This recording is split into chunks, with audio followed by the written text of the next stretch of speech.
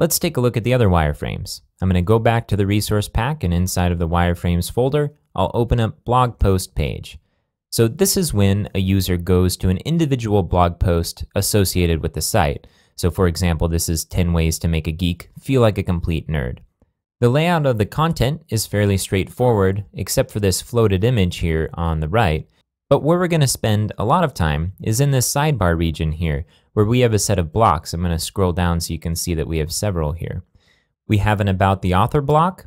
We have an Also by this author block. And if we scroll down, we have recent blog posts and a tags block.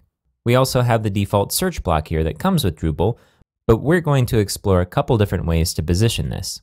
You can see over here on the left that we have a set of comments, and there's some implied functionality here, one of which is that we have an image associated with the user that's posting the comment.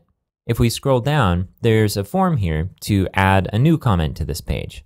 So just like our blog post listing page, this page is pretty straightforward. There's not a lot going on here. A lot of what you see here duplicates functionality that's available to us from Drupal by default. But if we look at the sidebar at the various blocks that are available to us, each one of these we're going to build in a different way. We're going to explore using views to create all of these, and also look at leveraging custom view modes in Display Suite to generate this About the Author section.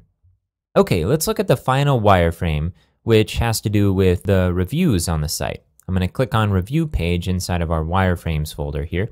You can see the header is identical to the other pages, and then the content involves a title, and then we have 3 different types of rating. We have one for funness, one for giftability, and one for weirdness. We're using a star type rating. Then we have the content of the post, of the review.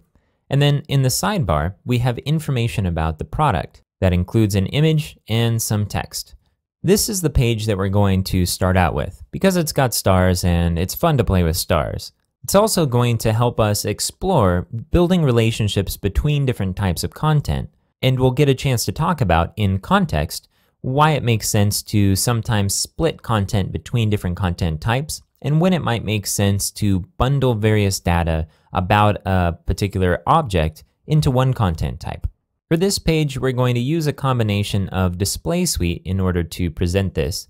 We'll look at how to use panels in order to lay this page out, and we'll use the 5-star module in order to create this rating system.